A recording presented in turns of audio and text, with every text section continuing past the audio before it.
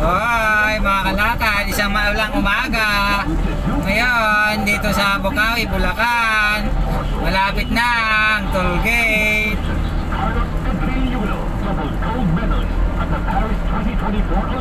Ang swerte naman ni Yolo, dalawang mineral na gold. Sana all.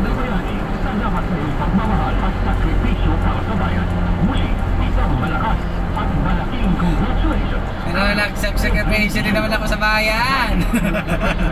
Joke.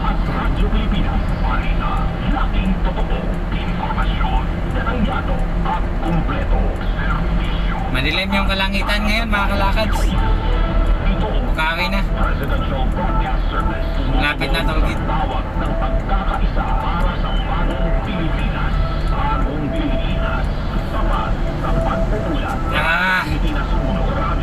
Hirap naman.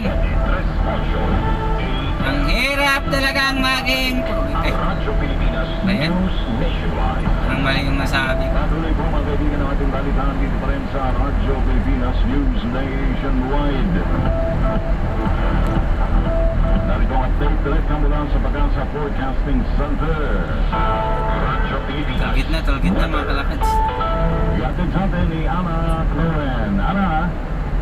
Basta magbabaga po sa ating lahat sa kasalukuyan. Magandang umaga din, ma'am. Mga bagat, yung magbibulog, na maulat na kalantan at may mga kalat-kalat na mapuulan, mga pagkidlat at pagpulog sa may bahagi po na ilang trigger. In 1 kilometer, stay to the left to Bocaue Toll Plaza Class 1 lane. Ang bahagi pa ng ating bansa ay yearly magiging maaliwanag sa rin po ating panahon ngayong tanghali.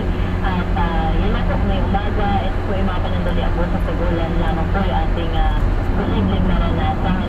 At yun nga, habang papatanghali ay mas magiging Yan na mga kalakads. tayo mas maaliwanag sa ating panahon. Maaga pa rin ako ah. Alas 5 ako galing ng Baguio. Kasi nasaktong nag-diesel ako dun sa Caltex eh. Tagal pa akong nag-antay. Yun pala nagre-reading pa sila. Isang Stay to the left to Bocaue Toll Plaza Class 1 lane. Mababa ang chance na ito ay halos hindi natin nasaan eh. na kaano kayong laman ng ating RFID mga kalakads. Doon tayo. Continue straight for 11 minutes to Smart Connect interchange on ramp.